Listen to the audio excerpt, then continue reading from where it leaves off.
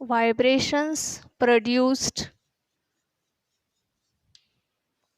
on a string. ठीक है, vibrations produced on string. Let us consider a string which is tied between the two rigid support. एक string घेतलेली आहे आपण आणि तिला काय केलेलं आहे तर दोन रिजिडच्या मध्ये आपण अशी टाय केलेली आहे. Let us consider L is the length of this string. ठीक है, the density will be m, velocity will be v. So when this string is plucked, ह्या स्ट्रिंगला जर का आपण plucked केलं तर the transverse wave will travel towards the rigid support and get reflected back, right? Now the incident wave and the reflected wave both are having the phase difference of pi radian, and these two waves get superimpose each other and they produces the transverse stationary wave. कोणती wave तयार होते तर transverse stationary wave तयार होते. Now this transverse stationary wave is having the boundary condition as the nodes is produced at the rigid support. ह्या rigid सपोर्टच्या ठिकाणी आपल्याला nodes तयार मिळत आहेत. ठीक आहे, आणि अशा पद्धतीने आपल्याला लूप तयार झालेलं मिळेल बघा. ठीक आहे, so this is the first mode of vibration. ठीक आहे, अशाच पद्धतीने आपल्याला अजून दोन मोड ऑफ व्हायब्रेशन कन्सिडर करायचे आहेत. Second mode of vibration and third mode of vibration आपल्याला कन्सिडर करायचं आहे. This is the first mode of vibration. ह्याच्यामध्ये आपल्याला दोन नोड्स मिळत आहेत तर एक हा अँटी नोड मिळतोय. ठीक आहे, so the string is vibrate in such a way so that the one loop is formed with the boundary condition the nodes at the rigid support. There are two nodes and one antinode. Now we know that the distance between the two nodes, हे distance किती आहे lambda by 2, right? That means the length is equals to काय असेल lambda by 2 असेल. Length L is equals to किती असेल lambda by 2, right? So lambda is equals to काय असेल मग lambda is equals to हे काय होईल 2L होईल, right? And we know that relation V is equals to n lambda. So n is equals to काय आहे V upon lambda. n is equals to काय असते V upon lambda, where V is the velocity, n is the frequency and lambda is the wavelength, right? So lambda is equals to 2L. मग n is equals to काय होईल V upon lambda. n is equals to काय होईल V upon lambda. So it is equals to V upon lambda ची value आहे 2L, right? lambda ची value काय आहे 2L आहे. So V upon 2L.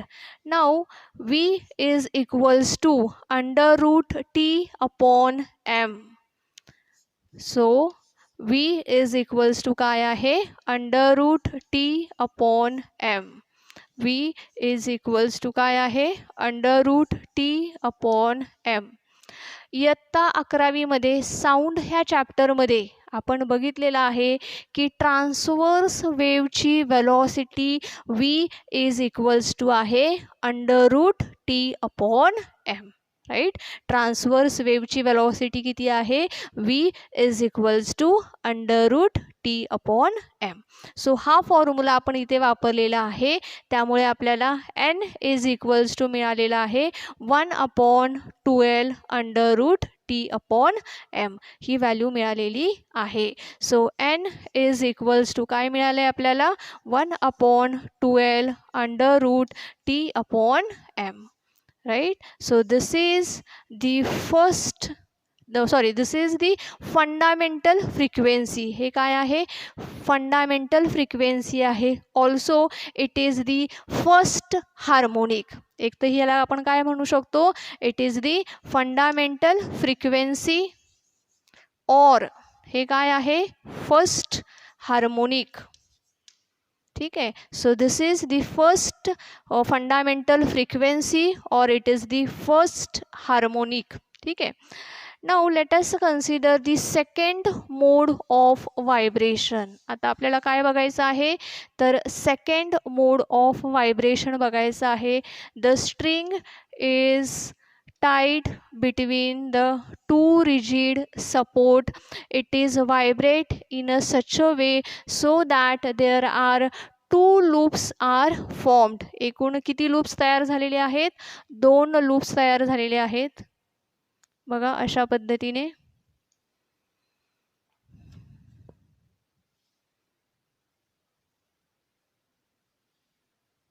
ठीक आहे. 2 लूप्स तयार झालेले आहेत. ह्याच्यामध्ये बघा node node and this is also node. So there are 3 nodes are formed. त्याच्यानंतर there are 2 antinodes are formed. एकूण 3 नोड्स आणि 2 antinodes तयार झालेले आहेत. ह्याची लेंथ किती असेल? येईल सांगता? बघा एका लूपची लेंथ आपल्याला माहीत आहे λ/2. दुसऱ्या लूपची लेंथ किती आहे? λ/2. सो λ/2 प्लस λ/2 किती होईल? लॅम्बडा होईल. राईट. लेंथ किती होईल याची? लॅम्बडा होईल. This is the second mode of vibration. त्यामुळे वेवलेंथ आपण ह्याला λ1 म्हणूयात. इथं वेवलेंथ आपण लॅम्बडा घेतली होती. This is second mode of vibration. So आपण लेंथ किती घेऊयात ह्याची? λ1 घेऊयात. So L is equals to काय होईल मग? एल इज इक्वल्स टू होईल λ1. Right. Now we know that काय आहे? व्ही इज इक्वल्स टू, बघा इथे फॉर्म्युला घेतलाय, N is equals to V upon lambda. मग इथं काय होईल? N is equals to V upon λ1. So V upon λ1 ची व्हॅल्यू किती आहे? एल. ठीक आहे. λ1 ची व्हॅल्यू किती आहे? L. Now divide and multiply by 2. 2 ने ह्याला मल्टिप्लाय करूया, 2 ने त्याला डिवाइड करूया. So N is equals to काय मिळेल मग आपल्याला? 1/12. ठीक आहे. सॉरी, हे इथे 2 राहील. 2 इंटू ह्या व्ही ची व्हॅल्यू आपण पुट करूया. व्ही ची व्हॅल्यू किती आहे? √T/m. √T/m. The velocity of transverse wave. आता हा भाग बघा, हा भाग काय आहे? 1/12 √T/m is the fundamental frequency. काय आहे ही? फंडामेंटल फ्रिक्वेन्सी आहे. सो ही जी फ्रिक्वेन्सी आहे ह्याला आपण N2 म्हणूयात. So N2 is equals to, इथे पण N2 येईल. N2 इज इक्वल्स टू काय होईल? 2N होईल. N2 इज इक्वल्स टू काय होईल? 2N. This is the second mode of vibration. हा काय आहे? सेकंड मोड ऑफ व्हायब्रेशन आहे. Now let us consider the third mode of vibration. ठीक आहे. वायर आहे, काय केलेलं आहे आपण? रिजिड सपोर्टमध्ये टाय केलेली आहे. Now there are 3 loops will be form. आता काय झालेलं आहे? एकूण किती लूप्स तयार झालेले आहेत? तर 3 लूप्स तयार झालेले आहेत. मग वेव अशी तयार होईल बघा तुमची. There are total 3 loops. एकूण 3 लूप्स आहेत बघा. 3 लूप्स आहेत. So there are 3 antinodes. एकूण किती अँटीनोड्स तयार होत आहेत? तर एकूण 3 अँटीनोड्स तयार होत आहेत. ठीक आहेत. नोड्स किती तयार होत आहेत? तर देअर आर 4 नोड्स. ठीक आहे. 1 2 3 4. There are total 4 nodes and 3 antinodes are formed. What about the length, length किती असेल येईल तुम्हाला सांगता? येईल सांगता? बघा एका लूपची लेंथ किती आहे λ/2 right. λ/2 plus λ/2 plus λ/2. So there are 3 λ/2. So 3 λ/2. आता इथं वेवलेंथ आपण लॅमडा घेतलेली आहे, इथं λ1 घेतलेली आहे, इथे आपण λ2 घेऊयात right. So length L is equals to काय होईल 3 λ2/2. सो λ2 इज इक्वल्स टू काय होईल मग हा 2 इकडे मल्टिप्लाय होईल 2L/3. किती होईल 2L/3. आता आपल्याला व्हॅल्यू कशाची फाइंड आउट करायची आहे फ्रिक्वेन्सीची. So let us consider the frequency of the in this third mode of vibration will be N3. ह्या थर्ड मोड ऑफ व्हायब्रेशनमध्ये फ्रिक्वेन्सी ही N3 आहे असं आपण कन्सिडर करूयात. So N3 is equals to काय आहे V/λ2. V/λ2. ठीक आहे. λ2 ची व्हॅल्यू पुट करूया आपण. V/λ2 ची व्हॅल्यू किती आहे 2L/3. ठीक आहे. आता माझ्याकडे इथे जागा नसल्यामुळे हा जो डिवाइड बाय 3 आहे तो मी काय करते ह्याच स्टेपला मी वरती घेऊन जाते. ठीक आहे. मग इथं काय होईल 3V/2L. ठीक आहे.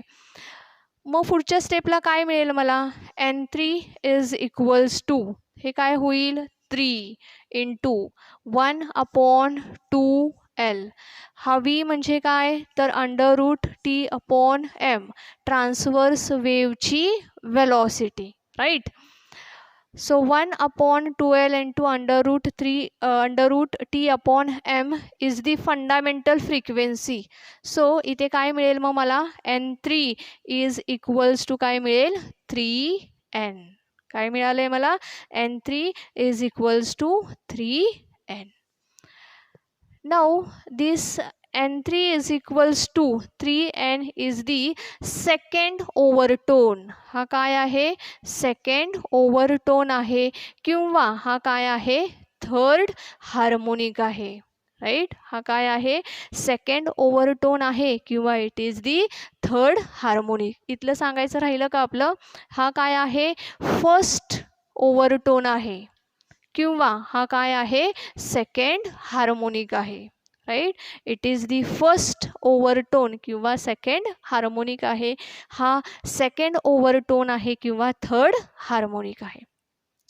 जर का आपण ह्याच्या पुढचा मोड ऑफ व्हायब्रेशन कन्सिडर केला ह्याचा पुढचा आपण जर का मोड ऑफ व्हायब्रेशन कन्सिडर केला तर काय होईल तो N4 असेल right. So N4 is equals to काय होईल 4N.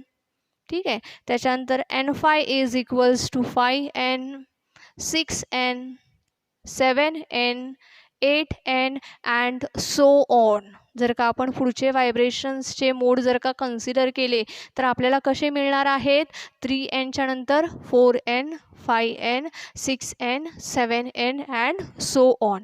That means all harmonics are present. ठीक आहे. So this string vibrates with all harmonics. ठीक आहे. सो कन्क्लुजनमध्ये आपल्याला सर्वात शेवटी काय लिहायचं आहे मग the string vibrates with the all harmonics. ठीक आहे. So let us revise this topic. आपण एक स्ट्रिंग कन्सिडर केलेली आहे, दोन रिजिड सपोर्टच्या मध्ये ती टाई केलेली आहे, तिला प्लग केल्यानंतर ट्रान्सवर्स वेव तयार होईल. This transverse wave get reflected from the rigid support and get interfere with each other and produces the stationary wave which is a transverse stationary wave. पहिल्या first mode of व्हायब्रेशनमध्ये 1 loop आहे. So L is equals to λ/2 आणि आपल्याला N is equals to मिळालेला आहे 1/2L √T/m which is the fundamental frequency or the first harmonic. त्याच्यानंतर this is the second mode of vibration. ह्याच्यामध्ये 2 loops तयार होत आहेत. लेंथ आहे λ1. सो ह्याची जी फ्रिक्वेन्सी आहे N2 इज इक्वल्स टू मिळालेली आहे 2n, which is the first overtone or it is the second harmonic. त्याच्यानंतर this is the third mode of vibration. एकूण 3 लूप्स आहेत, लेंथ आहे 3 λ/2 आणि त्याची फ्रिक्वेन्सी आपल्याला मिळालेली आहे 3n, which is the second overtone and the third harmonic. ह्याच्या पुढच्या व्हायब्रेशन मोडची जर का आपण फ्रिक्वेन्सी काढली तर ती आपल्याला मिळणार आहे 4n, 5n, 6 and so on. That means in conclusion we can write that the string vibrates with all harmonics. Right students?